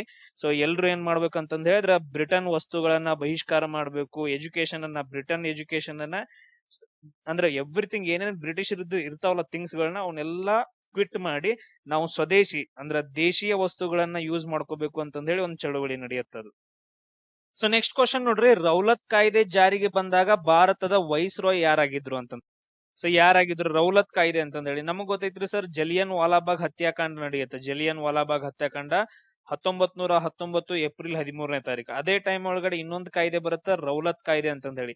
ಸರ್ ನನಗ ಇಯರ್ ಗೊತ್ತಿಲ್ರಿ, ಅಂದ್ರ ಪರ್ಟಿಕ್ಯುಲರ್ ಡೇಟ್ ಗೊತ್ತಿಲ್ರಿ, ಮೇ ಬಿ 1919 ಅವ್ರ 1918 ಈ ಟೈಮ್ ಒಳಗಡೆ ರೌಲತ್ ಕಾಯ್ದೆ ಬಂದೈತ್ರಿ ಅಂತಂದೇಳಿ ಇಷ್ಟ ಗೊತ್ತೈತ್ರಿ ನಂಗ. ಬಟ್ ಅದ್ರ ಥಿಂಗ್ಸ್ ನೆನ್ಪಿಟ್ಕೊಳ್ರಿ, ರೌಲತ್ ಕಾಯ್ದೆ ಯಾವಾಗ ಜಾರಿಗೆ ಬರುತ್ತೆ ಅಂದ್ರೆ 1919 ಜಾರಿಗೆ ಬರುತ್ತೆ. ಇದು ಪರ್ಟಿಕ್ಯುಲರ್ ನಾನು ಹೇಳ್ದೆ ಈ ಟೈಮ್ ಒಳಗಡೆ ಬಂದೈತೆ. ಅಂದ್ರ ಈಗ ನಾವು ಅರ್ಥ ಮಾಡ್ಕೋಬೇಕು, ಆ ಟೈಮ್ ಒಳಗಡೆ ಒಂದ್ ಏನಂದ್ರ ಒಂದು ಕಾಯ್ದೆ ಬಂದೈತ್ ನೋಡ್ರಿ, ಯಾವ್ದು ಮಾಂಟೆಗೋ ಚೇಮ್ಸ್ಬರ್ಡ್ ಕಾಯ್ದೆ ಅಂತಂದೇಳಿ. ನಾವ್ ಅದನ್ನ 1919 ಮಾಂಟೆಗೋ ಚೇಮ್ಸ್ಬರ್ಡ್ ಕಾಯ್ದೆ ಅಂತಂದ ಹೇಳ್ತೀವಲ್ಲ, ಅದ್ರೊಳಗಡೆ ಒಬ್ಬ ಏನಂತಂದ ಹೇಳಿದ್ರೆ ವೈಸ್ ರಾಯ್ ಅದಾನ, ಇನ್ನೊಬ್ನ ಏನಂತಂದ ಹೇಳಿದ್ರೆ ಮುಖ್ಯ ಕಾರ್ಯದರ್ಶಿ ಅದಾರ. ನಮ್ಗೆ ಯಾರು ಗೊತ್ತಿಲ್ಲ ಮಾಂಟೆಗೋ ಚೇಮ್ಸ್ಬರ್ಡ್ ಅಂತಂದ ಹೇಳಿ ಎಲ್ಲಾದ್ರೂ ಅದ ಐತೆ ನೋಡೋದು ಇವಾಗ ಆಪ್ಷನ್ ಒಳಗಡೆ. ಎಸ್ ಸರ್, ಲಾರ್ಡ್ ಚೆಲ್ಸ್ಬರ್ಡ್ ಅಂತಂದ ಐತ್ ನೋಡ್ರಿ. ಅಂದ್ರೆ ಇವನ್ ಏನಂತಂದ್ ಹೇಳಿದ್ರ ವೈಸ್ ರಾಯ್ ಆಗ್ತಾನ್ರಿ. ಈ ತರ ಡೈರೆಕ್ಟ್ ಆಗಿ ಆನ್ಸರ್ ಅನ್ನ ನಾವು ತಗೋಬಹುದು ಒಂದೊಂದ್ ಸಾರಿ. ಅಂದ್ರೆ ಪರ್ಟಿಕ್ಯುಲರ್ ಇಂಪಾರ್ಟೆಂಟ್ ಡೇಟ್ಸ್ ಗಳನ್ನ, ಕಾಯ್ದೆಗಳನ್ನ ಯೂಸ್ ಮಾಡಿಕೊಂಡು ಅದ್ರ ನಿಯರೆಸ್ಟ್ ಇರೋ ಆನ್ಸರ್ ಅನ್ನ ತೆಗಿಬಹುದು. ನೆಕ್ಸ್ಟ್ ನೋಡ್ರಿ, ಲಾರ್ಡ್ ಇರ್ವಿನ್ ಅಂತಂದ್ ಹೇಳಿ ಬರ್ತಾನ. ಇವನ್ ಯಾವ ಟೈಮ್ದಾಗ ಇರ್ತಾನಂದ್ರ 1930 ದಂಡಿ ಮೆರವಣಿಗೆ ನಡೆಯುತ್ತಲ್ಲ ಆ ಟೈಮ್ ಒಳಗಡೆ ಇವನು ವೈಸ್ ರಾಯ್ ಇರ್ತಾನ. ಆಮೇಲೆ ನೆಕ್ಸ್ಟ್ ಲಾರ್ಡ್ ಇರ್ವಿನ್ ಮತ್ತು ಮಹಾತ್ಮ ಗಾಂಧೀಜಿ ಅವರ ನಡುವೆ ಗಾಂಧಿ ಇರ್ವಿನ್ ಒಪ್ಪಂದ ನಡೆಯುತ್ತ ಯಾವಾಗ 1931 ಜಸ್ಟ್ ಒಂಥರ ರಿವಿಷನ್ ಆಗೋ ತರ ನಿಮ್ಗೆ ಹೇಳ್ತಿದ್ದೀನಿ. ಆಮೇಲೆ ನೆಕ್ಸ್ಟ್ ಲಾರ್ಡ್ ರೀಡಿಂಗ್ ಅಂತಂದ್ ಹೇಳಿ ಬರ್ತಾನ ನೋಡ್ರಿ. ಇವನ್ ಲಾರ್ಡ್ ರೀಡಿಂಗ್ ಯಾವಾಗ ಇರ್ತಾನ ಅಂತಂದ್ ಹೇಳಿದ್ರ 1922 ಚೌರಿ ಚೌರಾ ಘಟನೆ ನಡೆಯುತ್ತಲ್ಲ, ಚೌರಿ ಚೌರಾ ಘಟನೆ ನಡೆಯುತ್ತ 1922 ಆ ಟೈಮ್ ಒಳಗಡೆ ಲಾರ್ಡ್ ರೀಡಿಂಗ್ ವೈಸ್ ರಾಯ್ ಇರ್ತಾನ. ಆಮೇಲೆ ಲಾರ್ಡ್ ವೆವೆಲ್ ಅಂತಂದ್ ಹೇಳಿ ಲಾಸ್ಟ್ ಇದಾನಲ್ಲ, ಇವನ್ ಯಾವಾಗ ಇರ್ತಾನಂತಂದ್ ಹೇಳಿದ್ರ 1945 ಶಿಮ್ಲಾ ಸಮ್ಮೇಳನದೊಳಗಡೆ. ಯಾವ್ದು ಶಿಮ್ಲಾ ಸಮ್ಮೇಳನ ಅಂತ ನಡೆಯುತ್ತ ಅದ್ರೊಳಗಡೆ 1945 ಅವನ್ ಇರ್ತಾನ. ವೆವೆಲ್ ಯೋಜನೆ ಅಂತಂದ್ ಹೇಳಿ ಬರುತ್ತ. ಇವನ್ ಟೈಮ್ ಒಳಗಡೆ ಏನಂದ್ರೆ 1946 ಕ್ಯಾಬಿನೆಟ್ ಮಿಷನ್ ಬರುತ್ತೆ. ಈ ಕ್ಯಾಬಿನೆಟ್ ಮಿಷನ್ ಏನ್ ಮಾಡತ್ತ, ಸಂವಿಧಾನ ರಚನಾ ಸಭೆಗೆ ಒಂದು ಪರ್ಮಿಷನ್ ಅನ್ನ ಕೊಡತ್ತ ರಚನೆ ಮಾಡ್ಕೊಳಕ್ಕೆ. That's a cabinet mission. ಇಷ್ಟು ಪಾಯಿಂಟ್ಸ್ ಗಳನ್ನ ನೆನ್ಪಿಟ್ಕೊಳ್ರಿ. ಸೊ ಈ ಕ್ವಶನ್ ನೋಡ್ರಿ, ನಮ್ ಟ್ರಿಕ್ಸ್ ಪ್ರಕಾರ ನಾವೇನ್ ಹೇಳ್ತೀವಿ ಅಂದ್ರೆ ಡಾಕ್ಟರ್ ಭೀಮ್ರಾವ್ ಅಂಬೇಡ್ಕರ್ ಅವರು ಏನನ್ನ ಸ್ಥಾಪಿಸಿದ್ರು ಅಂತಂದ್ ಹೇಳಿ ಕ್ವಶನ್ ಅನ್ನ ಕೇಳಿದಾರ. ಸರ್ ಈ ತರ ಕ್ವಶನ್ಸ್ ಗಳು ಬಂದಾಗ ಇವುಗಳಿನ ಎಲ್ಲವು ಅಂತಂದ್ ಹೇಳಿ ಆನ್ಸರ್ ಕರೆಕ್ಟ್ ಆಗತ್ತೆ. ಯಾವಾಗ ಅಂತಂದ್ ಹೇಳಿದ್ರೆ ನಾವು ಚೆಕ್ ಮಾಡ್ಬೇಕು ಅದರ ಆಪ್ಷನ್ಸ್ ಗಳಲ್ಲಿ ಒಂದಕ್ಕೊಂದು ವಿರುದ್ಧವಾಗಿರ್ಬಾರ್ದು. ಸೊ ಆಪ್ಷನ್ಸ್ ಗಳು ಏನಂತಂದ್ ಹೇಳಿದ್ರೆ ಒಂದಕ್ಕೊಂದು ವಿರುದ್ಧವಾಗಿರ್ಬಾರ್ದು, ಯಾವುದೇ ಪದಗಳು ರಿಪೀಟ್ ಆಗಿರ್ಬಾರ್ದು. ಸೊ ಇನ್ನೊಂದೇನು, ಯಾವುದೇ ಪದಗಳು ರಿಪೀಟ್ ಆಗಿರ್ಬಾರ್ದು ಅಂತ ಏನಂತ ಇದ್ದಾಗ ಸೊ ಅವುಗಳಲ್ಲಿ ಎಲ್ಲವೂ ಕರೆಕ್ಟ್ ಆಗತ್ತ. ನಾವು ಇದನ್ನ ಡಿಸ್ಕಷನ್ ಮಾಡಿದೀವಿ ಟ್ರಿಕ್ಸ್ ಗಳನ್ನ ಹೇಳೋ ಟೈಮ್ ಅಲ್ಲಿ. ಫಸ್ಟ್ ವಿಡಿಯೋ ನೋಡ್ರಿ, ಗೊತ್ತಾಗತ್ತ. ಸೊ ಇಲ್ಲಿ ಡಾಕ್ಟರ್ ಬಿ ಆರ್ ಅಂಬೇಡ್ಕರ್ ಅವರು ಎಲ್ಲವನ್ನು ಕೂಡ ಸ್ಥಾಪನೆ ಮಾಡ್ತಾರೆ. ಬಹಿಷ್ಕೃತ ಹಿತಕರ್ಣಿ ಸಭೆ, ಆಮೇಲೆ ಸ್ವಾತಂತ್ರ್ಯ ಕಾರ್ಮಿಕ ಪಕ್ಷ, ಆಮೇಲೆ ಪರಿಶಿಷ್ಟ ಜಾತಿಗಳ ಒಕ್ಕೂಟವನ್ನ ಸ್ಥಾಪನೆ ಮಾಡಿದವ್ರು ಯಾರಂತಂದ್ ಹೇಳಿದ್ರೆ ಬಿ ಆರ್ ಅಂಬೇಡ್ಕರ್ ಅವರು. ಆಮೇಲೆ ಇನ್ನೊಂದು ಇಂಪಾರ್ಟೆಂಟ್ ಏನನ್ನ ಥಿಂಕ್ ಮಾಡ್ಬೇಕಂದ್ರೆ, ಈಗ ನೀವು ಬಿ ಆರ್ ಅಂಬೇಡ್ಕರ್ ಅವ್ರನ್ನ ನೀವು ನೋಡಿದ್ರಿ ಅಂತಂದ್ ಹೇಳಿದ್ರೆ ಅವರು ಯಾವ್ದಕ್ ಜಾಸ್ತಿ ಹೋರಾಟವನ್ನ ಮಾಡಿದಾರ, ಯಾವ್ದಕ್ಕಂತಂದ್ ಹೇಳಿದ್ರ ಇವಾಗ ಬಹಿಷ್ಕೃತ ಜಾತಿಗಳಂತಂದ್ ಹೇಳಿ ಬರ್ತಿದ್ವು ಆ ಟೈಮ್ ಒಳಗಡೆ. ನಾನು ಜಾತಿ ಬಗ್ಗೆ ಮಾತಾಡ್ತಾ ಇಲ್ಲ, ಸೊ ಯಾವ್ದು ಜಸ್ಟ್ ಎಜುಕೇಶನ್ ಪರ್ಪಸ್ ಹೇಳ್ತಾ ಇದ್ದೀನಿ, ಕ್ಲಿಯರ್ ಆಗಿ ನೆನ್ಪಿಟ್ಕೊಳ್ರಿ. ಆಮೇಲೆ ಕಮೆಂಟ್ಸ್ ಆಗಕ್ ಹೋಗ್ಬೇಡ್ರಿ, ಹಂಗ್ ಮಾಡಿದ್ರಿ ಹಿಂಗಂದ್ರಿ ಹಂಗಂದ್ರಿ ಅಂತಂದ್ರೆ. ಕ್ಲಿಯರ್ ಆಗಿ ಹೇಳ್ತಿದೀನಿ, ಎಜುಕೇಶನ್ ಗೋಸ್ಕರ ಹೇಳ್ತಿದೀನಿ. ಇಲ್ಲಿ ಏನಂತಂದ್ ಹೇಳಿದ್ರೆ ಅವರು ಯಾವ್ದಕ್ ಜಾಸ್ತಿ ಹೋರಾಡಿದಾರ ಅಂತಂದ್ ಹೇಳಿದ್ರೆ ಪರಿಶಿಷ್ಟ ಜಾತಿ ಮತ್ತು ಪರಿಶಿಷ್ಟ ಪಂಗಡಗಳಿಗೆ, ಆಮೇಲೆ ಹಿಂದುಳಿದ ವರ್ಗಗಳ ಏನ್ ಬರ್ತಾವಲ್ಲ ಸೊ ಅವುಗಳಿಗೆ ಹೋರಾಟ ಮಾಡಿದಾರ. ಹಂಗಂದ್ರೆ ಇಲ್ಲಿ ನೋಡ್ರಿ ವರ್ಡ್ ಏನ್ ಕೊಟ್ಟಿದಾರ, ಬಹಿಷ್ಕೃತ ಅಂತ ಕೊಟ್ಟಿದಾರ. ಓಕೆ, ಇದು 100% ಕರೆಕ್ಟ್ ಆಗಿರುತ್ತೆ, ಯಾಕಂದ್ರೆ ಅದು ಕಂಪ್ಯಾರಿಸನ್ ಆಗತ್ತೆ 100%. ನೆಕ್ಸ್ಟ್ ಸ್ವತಂತ್ರ ಕಾರ್ಮಿಕರಿಗೋಸ್ಕರ, ಹಿಂದುಳಿದ ಪಕ್ಷಕ್ಕೋಸ್ಕರ, ಓಕೆ ಅದು ಕೂಡ ಕರೆಕ್ಟ್ ಆಗತ್ತೆ. ನೆಕ್ಸ್ಟ್ ಪರಿಶಿಷ್ಟ ಜಾತಿಗಳ ಒಕ್ಕೂಟ, ಅದು ಅದಕ್ಕೋಸ್ಕರನ ಹೋರಾಡಿದಾರಲ್ಲ ಅವರ, ಅದಕ್ಕೆ ಈ ವರ್ಡ್ಸ್ ಗಳನ್ನ ಕೊಟ್ಟಿದ್ದಾರೆ ಆಪ್ಷನ್ಸ್ ಒಳಗಡೆ. ಆ ರೀಸನ್ ಇಂದ ಎಲ್ಲವೂ ಕರೆಕ್ಟ್ ಆಗತ್ತೆ. ನಾವು ಎರಡು ತರ ಥಿಂಕ್ ಮಾಡ್ಬೋದು. ಆಮೇಲೆ ನೆಕ್ಸ್ಟ್ ನೋಡ್ರಿ, ಬಹಿಷ್ಕೃತ ಹಿತಕರ್ಣಿ ಸಭೆ ಐತಲ್ಲ, ಇದನ್ನ 1924 ದಲಿತರ ಶಿಕ್ಷಣ ಮತ್ತು ಸಾಮಾಜಿಕ ಜಾಗೃತಿಗಾಗಿ ಬಿ ಆರ್ ಅಂಬೇಡ್ಕರ್ ಅವರು ಇದನ್ನ ಎಲ್ಲಿ ಸ್ಥಾಪನೆ ಮಾಡ್ತಾರ, ಮುಂಬೈ ಒಳಗಡೆ ಸ್ಥಾಪನೆ ಮಾಡ್ತಾರ. ಪಾಯಿಂಟ್ ಅನ್ನ ಕ್ಲಿಯರ್ ನೆನ್ಪಿಟ್ಕೊಡ್ರಿ. ನೆಕ್ಸ್ಟ್ ಸೆಕೆಂಡ್ ಒನ್, ಸ್ವತಂತ್ರ ಕಾರ್ಮಿಕ ಪಕ್ಷ ಐತಲ್ಲ, ಇದನ್ನ 1936 ಯಾವ ರೀಸನ್ಗೋಸ್ಕರ ಮಾಡ್ತಾರ, ದೇಶದ ಕಾರ್ಮಿಕರು ಮತ್ತು ರೈತರ ಹಕ್ಕುಗಳ ರಕ್ಷಣೆಗಾಗಿ ಒಂದು ರಾಜಕೀಯ ಪಕ್ಷವನ್ನ, ಇಂಡಿಪೆಂಡೆಂಟ್ ಲೇಬರ್ ಪಾರ್ಟಿ ಅಂತಂದ್ ಹೇಳ್ತೀವಿ. ಸೊ ಅದನ್ನ ಸ್ಥಾಪನೆ ಮಾಡ್ತಾರ 1936. ನೆಕ್ಸ್ಟ್ ಲಾಸ್ಟ್ ಒಂದ್ ಐತ್ ನೋಡ್ರಿ, ಪರಿಶಿಷ್ಟ ಜಾತಿಗಳ ಒಕ್ಕೂಟ. ಇದನ್ನ 1942 ದಲಿತ ಸಮುದಾಯಕ್ಕೆ ರಾಜಕೀಯ ಪ್ರಾತಿನಿಧ್ಯವನ್ನ ಕೊಡಬೇಕು ಅಂತಂದ್ ಹೇಳಿ, ರಾಜಕೀಯ ಪ್ರಾತಿನಿಧ್ಯವನ್ನ ಕೊಡಬೇಕು, ಆಮೇಲೆ ಹಕ್ಕುಗಳನ್ನ ಒದಗಿಸಬೇಕು ಅಂತಂದ್ ಹೇಳಿ ಒಂದು ರೂಪಿಸಲಾದ ಸಂಸ್ಥೆಯನ್ನ ನಾವು ಪರಿಶಿಷ್ಟ ಜಾತಿಗಳ ಒಕ್ಕೂಟ ಅಂತಂದ್ ಹೇಳ್ತೀವಿ 1942. ಈ ಎಲ್ಲಾ ಪಾಯಿಂಟ್ಸ್ ಗಳನ್ನ ಬರ್ದಿಟ್ಕೊಳ್ರಿ ಸೈಡ್ಗೆ. ಎಸ್, ನೆಕ್ಸ್ಟ್ ಕ್ವಶನ್ ನೋಡ್ರಿ. ಈ ಕೆಳಗಿನ ವೈಸ್ರಾಯ್ಗಳಲ್ಲಿ 1878 ದೇಶೀಯ ಪತ್ರಿಕಾ ಕಾಯ್ದೆಯನ್ನ ರದ್ದುಗೊಳಿಸಿದವ್ರು ಯಾರು ಅಂತಂದೇಳಿ.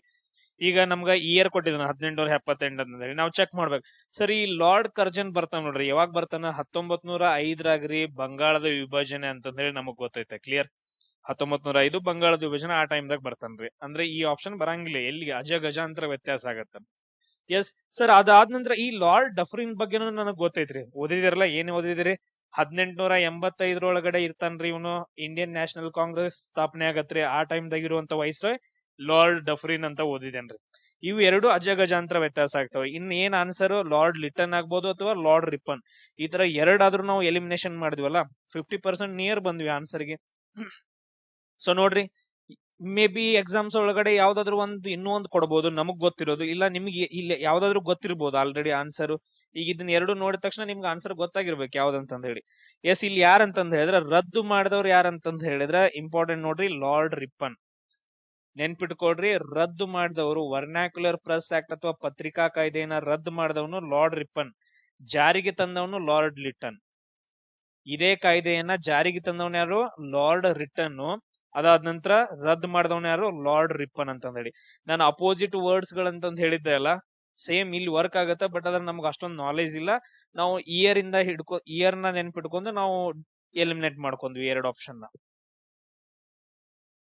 ಈಗ ನೋಡ್ರಿ, ನೆಕ್ಸ್ಟ್ ಕ್ವಶನ್ ಏನೈತಂದ್ರ, ಒಂದು ಪುಸ್ತಕ ಐತ ಫೇಮಸ್ ಆಗಿರೋದು. ಪುಸ್ತಕವಾಗಿ ನಂತರ ಪ್ರಕಟವಾದ ಪ್ರಸಿದ್ಧ ಭಾಷಣ ಅನಿಹಿಲೇಷನ್ ಆಫ್ ಕ್ಯಾಸ್ಟ್ ಅಂತಂದ್ ಹೇಳಿ ಬರೆದವ್ರು ಯಾರು ಅಂತಂದ್ ಹೇಳಿ. ಈಗ ನೀವು ನೋಡಿರ್ಬೋದು ಅನಿಹಿಲೇಷನ್ ಆಫ್ ಕ್ಯಾಸ್ಟ್ ಅಂತಂದ್ ಹೇಳಿ. ನಮ್ಗೆ ಅದೆಲ್ಲ ಬೇಡ. ಕೆಳಗಡೆ ಆಪ್ಷನ್ಸ್ ಗಳಿದಾವೆ: ವಲ್ಲಭಾಯಿ ಪಟೇಲ್, ಅಂಬೇಡ್ಕರ್, ನೆಹರು, ಬೋಸ್ ಅಂತಂದ್ ಹೇಳಿ. ನಾವು ಕ್ವಶನ್ ನೋಡಿದಾಗ ಇಲ್ಲಿ ಕ್ಯಾಸ್ಟ್ ಅನ್ನೋದು ಬರುತ್ತೆ ನೋಡ್ರಿ. ಕ್ಯಾಸ್ಟ್ ಅಂತಂದ್ ಹೇಳಿದ್ರೆ ಏನು? ಜಾತಿ ಬಗ್ಗೆ. ಈಗ ಜಾತಿ ಬಗ್ಗೆ ಈಗ ಯಾರಾದ್ರೂ ಚಳುವಳಿಗಳನ್ನ ಮಾಡೋದಾಗಿರ್ಬೋದು, ಅಥವಾ ಬುಕ್ಸ್ ಅನ್ನ ಬರೆಯೋದಾಗಿರ್ಬೋದು, ಅಥವಾ ಪತ್ರಿಕೆಗಳನ್ನ ಬಿಡುಗಡೆ ಮಾಡೋದಾಗಿರ್ಬೋದು, ಅಥವಾ ಹೋರಾಟ ಮಾಡೋದಾಗಿರ್ಬೋದು, ಯಾರು ಮಾಡಿದಾರ? ಕೆಳಗಡೆ ಆಪ್ಷನ್ಸ್ ಗಳಲ್ಲಿ ನೀವೇ ಡೈರೆಕ್ಟ್ ಆಗಿ ನೀವು ಆನ್ಸರ್ ಹೇಳ್ತೀರಿ. ಇವಾಗ ಎಲ್ಲಾನು ಸರ್ ಸುಭಾಷ್ ಚಂದ್ರ ಬೋಸ್ ಬರಂಗಿಲ್ರಿ.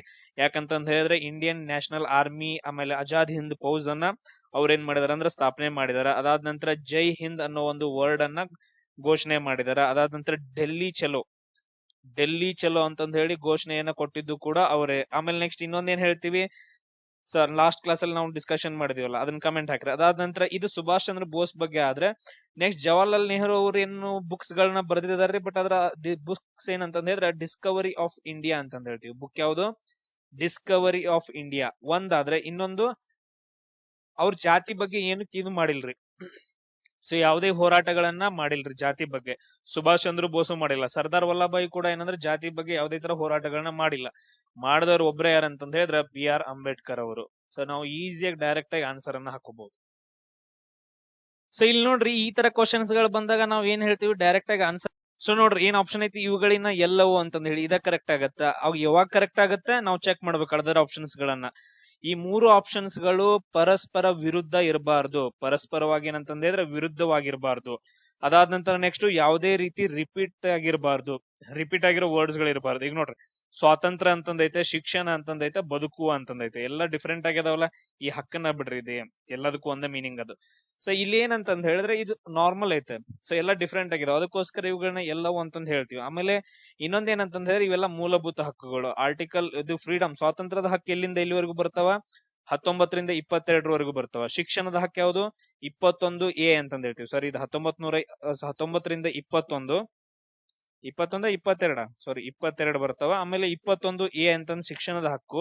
ಆಮೇಲೆ ಬದುಕುವ ಹಕ್ಕು ಅಂತಂದ್ ಹೇಳಿ ಯಾವ್ದು ಹೇಳ್ತೀವಿ? ಆರ್ಟಿಕಲ್ 21ನ್ನ ನಾವು ಜೀವಿಸುವ ಹಕ್ಕು ಅಥವಾ ಬದುಕುವ ಹಕ್ಕು ಅಂತಂದ್ ಹೇಳ್ತೀವಿ. ಆಮೇಲೆ ಬಟ್ ಆದ್ರ ಇಲ್ಲಿ ನಮಗ ಇಂಪಾರ್ಟೆಂಟ್ ಯಾವ್ದಂತಂದ್ ಹೇಳಿದ್ರ ಆರ್ಟಿಕಲ್ 19 ಬಹಳ ಇಂಪಾರ್ಟೆಂಟ್ ಆಗತ್ತ KEA ಪರ್ಪಸ್. ಆರ್ಟಿಕಲ್ 19 ಒಳಗಡೆ ಮತ್ತೆ ಬೇರೆ ಬೇರೆ ಬರ್ತಾವ. ಈಗ ಯಾವ್ದು ಬರ್ತಾವ ಅಂತಂದ್ ಹೇಳಿದ್ರ ಆರ್ಟಿಕಲ್ 19 ಒಳಗಡೆ ನಾವು ನೆಕ್ಸ್ಟ್ ಏನಂತಂದ್ ಹೇಳಿದ್ರೆ KEA ಕ್ವಶನ್ಸ್ ಗಳನ್ನ ಎಲಿಮಿನೇಷನ್ ಮೆಥಡ್ ಇಂದ ಯೂಸ್ ಮಾಡ್ಕೊಳ್ಳೋಣ. ಬಟ್ ಆದ್ರೆ ಇಲ್ಲಿ ಮೊದಲು ಆರ್ಟಿಕಲ್ 19 ಅನ್ನ ಈಸಿಯಾಗಿ ಹೇಳ್ಕೊಡ್ತೇನೆ ನೋಡ್ರಿ. ಆರ್ಟಿಕಲ್ 19(1) ಒಳಗಡೆ ಎ ಬರುತ್ತೆ. ಎ ಅನ್ನ ನಾವೇನಂತ ಹೇಳ್ತೀವಿ ಅಂದ್ರೆ ವಾಕ್ ಸ್ವಾತಂತ್ರ್ಯ, ಅಂದ್ರೆ ಮಾತನಾಡುವ ಹಕ್ಕು ಅಂತಂದ್ ಹೇಳ್ತೀವಿ. ಬಿ ಅನ್ನ ನಾವೇನಂತ ಹೇಳ್ತೀವಿ ಅಂದ್ರೆ ಸಭೆ ಸೇರೋದು, ಮೀಟಿಂಗ್ ಅಂತಂದ್ ಹೇಳ್ತೀವಿ. ಸಭೆ ಸೇರೋದು ಅಥವಾ ಮೀಟಿಂಗ್ ಅಂತಂದ್ ಹೇಳ್ತೀವಿ. ಥರ್ಡ್ ಒನ್ ಏನಂತಂದ್ ಹೇಳಿದ್ರ ನಾವು ಗ್ರೂಪ್ ಗಳನ್ನ ಕಟ್ಕೊಳ್ಳೋದು, ಸಂಘಗಳನ್ನ ಕಟ್ಕೊಳ್ಳೋದು ಅಥವಾ ಗ್ರೂಪ್ ಅಂತಂದ್ ಹೇಳ್ತೀವಿ.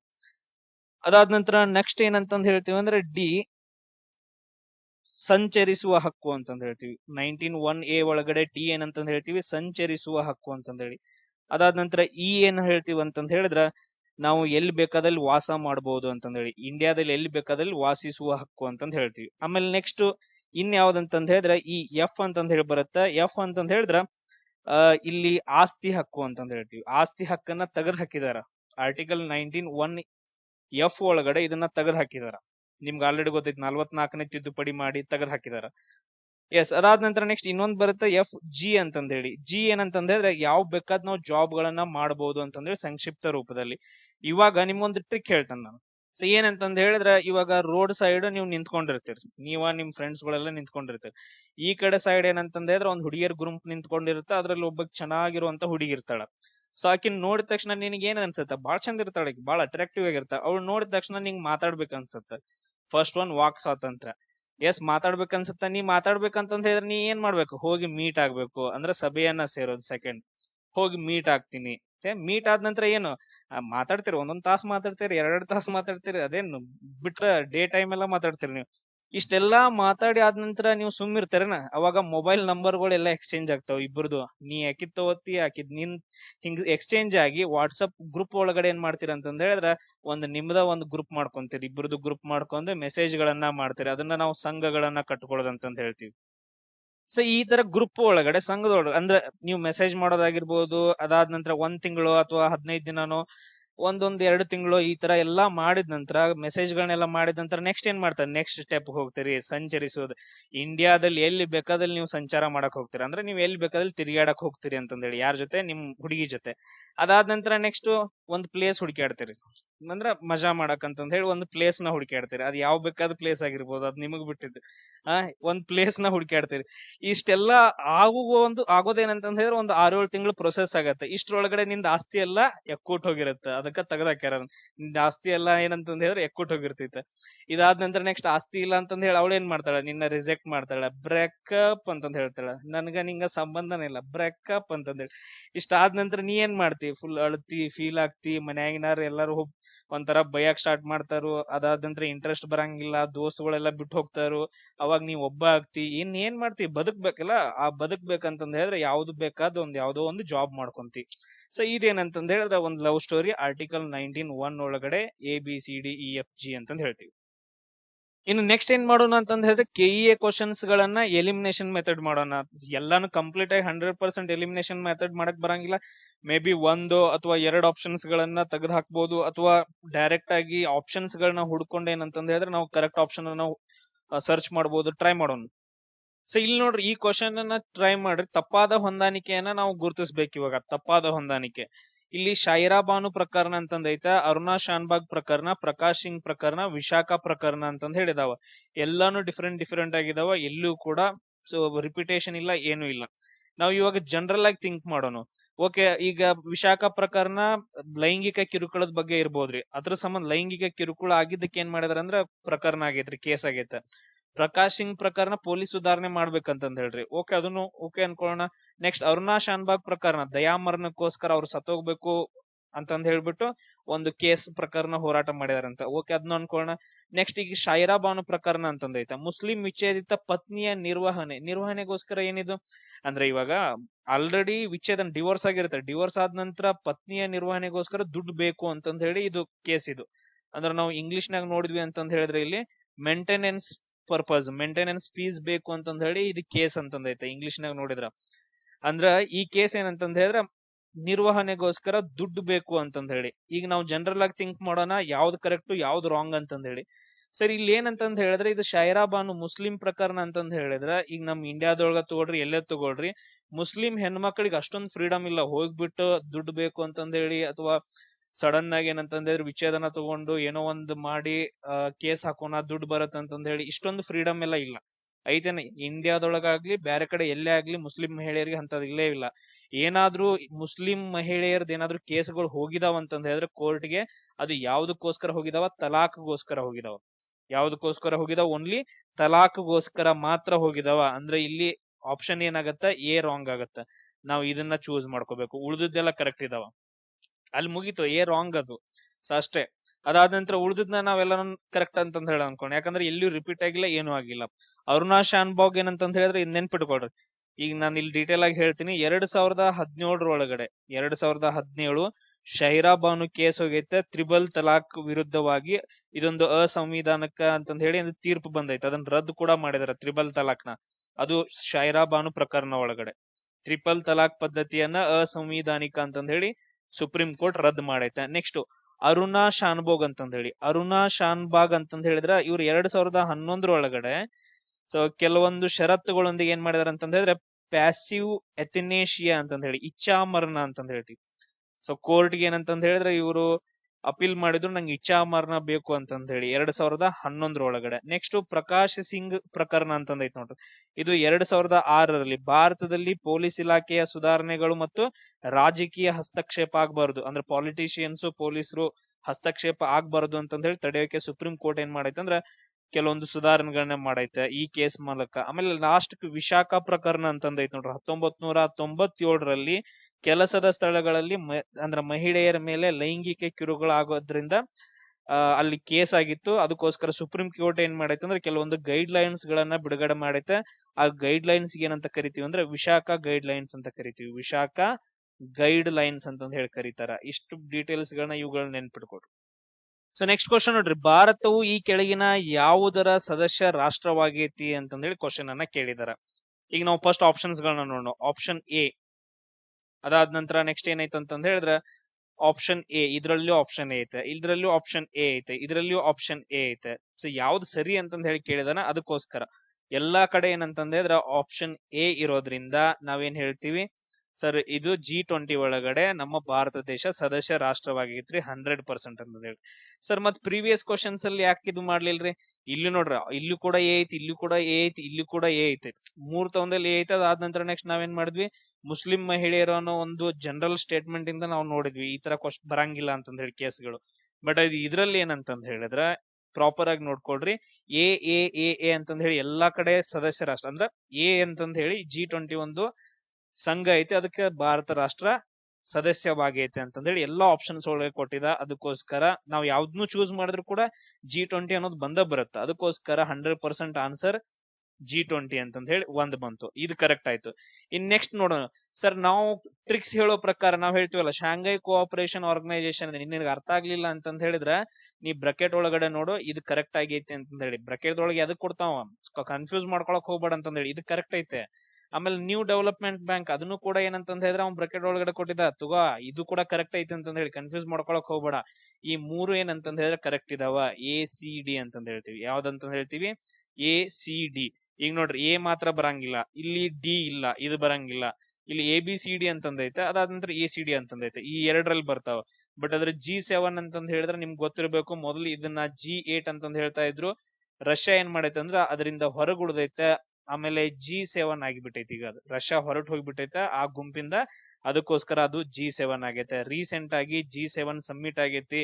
ಅಲ್ಲಿ ಯಾರು ಹೋಗಿದ್ರು, ನರೇಂದ್ರ ಮೋದಿಜಿ ಅವರು ಹೋಗಿದ್ರು. ಅದಾದ ನಂತರ ಅಲ್ಲಿ ಅವ್ರ ಅಂದ್ರ ನಮ್ಮ ದೇಶದ ತುಂಬಾ ಇಂಟ್ರೆಸ್ಟಿಂಗ್ ಒಬ್ರು ವ್ಯಕ್ತಿ ಬಂದಿದ್ರು, ಮೆಲೋನಿ, ಯಾರು ಮೆಲೋನಿ ಅವ್ರು ಬಂದಿದ್ರು. ಸೊ ಅದೆಲ್ಲ ನಿಮ್ಗೆ ಗೊತ್ತಿರ್ಬೇಕು, ಮೂಮೆಂಟ್ಸ್ ಗಳು ಇನ್ಸ್ಟಾಗ್ರಾಮ್ ಅಲ್ಲಿ ನೋಡಿರ್ಬೇಕು ನೀವು. G7 ಸಮ್ಮಿಟ್ ನಡೆದೈತಿ, ಎಲ್ಲಿ ನಡೆದೈತಿ, ಫ್ರಾನ್ಸ್ ಒಳಗಡೆ ನಡೆದೈತೆ. ನೀವು ಆರ್ಗನೈಸೇಷನ್ಸ್ ಗಳ ಬಗ್ಗೆ ನೋಡ್ಕೋಬೇಕು.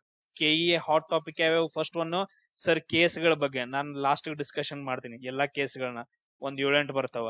ಅದಾದ ನಂತರ ನೆಕ್ಸ್ಟ್ ಇನ್ನೊಂದು ಸರ್, ಇವಾಗ ಆರ್ಗನೈಸೇಷನ್ ಗಳ ಬಗ್ಗೆ ನೋಡ್ಕೋಬೇಕು ನೀವು. ಭಾರತ ಯಾವ್ದ್ರಲ್ಲಿ ಸದಸ್ಯ ಐತೆ ಇಲ್ಲ ಅಂತಂದ್ ಹೇಳಿ ಆ ಕ್ವಶನ್ಸ್ ಗಳು ಬರ್ಬೋದು. ಇಲ್ಲಿ ಆಪ್ಷನ್ ಯಾವ್ದು ಕರೆಕ್ಟ್ ಆಗತ್ತೆ ಅಂತಂದ್ ಹೇಳಿದ್ರೆ ಇದು ಬರಂಗಿಲ್ಲ, G7 ಬರಂಗಿಲ್ಲ. ಬಿ ಬಿಟ್ಟು ಉಳಿದೆಲ್ಲ ಕರೆಕ್ಟ್ ಆಗ್ತಾವ, ACD ಅಂತಂದ್ ಹೇಳಿ. ಈಗ ನಿಮ್ಗೊಂದ್ ಶಾರ್ಟ್ ನೋಟ್ಸ್ ಕೊಡ್ತೀನಿ, ಏನಂತಂದ್ ಹೇಳಿದ್ರೆ ಈಗ ಇಲ್ಲೇ ನೋಡ್ಕೊಡ್ರಿ. ಟೋಟಲ್ ಆಗಿ G20 ಅಂತಂದ್ ಹೇಳಿ, ಸೊ G20 ಅಂತಂದ್ ಹೇಳಿ ಇದ್ರಲ್ಲಿ ಏನಂತಂದ್ ಹೇಳಿದ್ರೆ ಟೋಟಲ್ 20 ದೇಶಗಳು ಅದ್ರದ್ದು ವೇದಿಕೆ ಆಗಿದಾವ. ಅದ್ರಲ್ಲಿ ಇಂಡಿಯಾ ಕೂಡ ಐತೆ. ಸೊ ಅದ್ರಲ್ಲಿ ಏನೈತೆ ಅಂತ ಹೇಳಿದ್ರೆ ಇಂಡಿಯಾ ಕೂಡ ಮೆಂಬರ್ ಆಗೈತೆ. ಅದಾದ ನಂತರ G7 ಅಂತಂದ್ ಹೇಳಿದ್ರೆ ಸುಧಾರಿತ, ಟೋಟಲ್ ಆಗಿ 7 ದೇಶಗಳು ಬರ್ತಾವ G7 ಅಲ್ಲಿ. ಯಾವ್ಯಾವ್ದು, ಕೆನಡಾ ಅಂತಂದ್ ಹೇಳಿ ಬರುತ್ತ, ನೆಕ್ಸ್ಟ್ ಫ್ರಾನ್ಸ್ ಬರುತ್ತ, ನೆಕ್ಸ್ಟ್ ಜರ್ಮನಿ ಬರ್ತೈತಿ, ಆಮೇಲೆ ಇಟಲಿ ಬರುತ್ತ, ನೆಕ್ಸ್ಟ್ ಜಪಾನ್ ಬರುತ್ತ, ಆಮೇಲೆ UK ಯುನೈಟೆಡ್ ಕಿಂಗ್ಡಮ್ ಬರುತ್ತ, ಆಮೇಲೆ USA ಬರುತ್ತೆ. ಈ G7 ಅಲ್ಲಿ ನಮ್ಮ ಏಷ್ಯಾದ ಒಂದು ದೇಶ ಯಾವ್ದಂತಂದ್ ಹೇಳಿದ್ರೆ ಜಪಾನ್. ಏಷ್ಯಾದ ಯಾವ ದೇಶಗಳು G7 ಒಳಗಡೆ ಇಲ್ಲ. ಒಂದೇ ಒಂದು ದೇಶ ಐತೆ, ಜಪಾನು G7 ಗ್ರೂಪ್ ಅಲ್ಲಿ. ಸೊ ಇದಕ್ಕ ಭಾರತ ಕೂಡ ಇಲ್ಲ. ಈ ಪಾಯಿಂಟ್ ಅನ್ನ ನೆನ್ಪಿಟ್ಕೋಬೇಕು. ಅದಾದ ನಂತರ ನೆಕ್ಸ್ಟ್ ಶಾಂಘೈ ಕೋಆಪರೇಷನ್ ಆರ್ಗನೈಸೇಷನ್ ಅಂತಂದ್ ಹೇಳ್ತೀವಿ. ಸೊ ಇದ್ರೊಳಗಡೆ ಏನಂತಂದ ಹೇಳಿದ್ರೆ 2017ರಲ್ಲಿ ನಮ್ಮ ಭಾರತ ದೇಶ ಸಂಪೂರ್ಣ ಸದಸ್ಯ ದೇಶವಾಗಿ ಆಯ್ಕೆ ಅಂದ್ರೆ ಅದರಲ್ಲಿ ಸೇರ್ಕೊಳ್ಳುತ್ತೆ 2017ರಾಗ.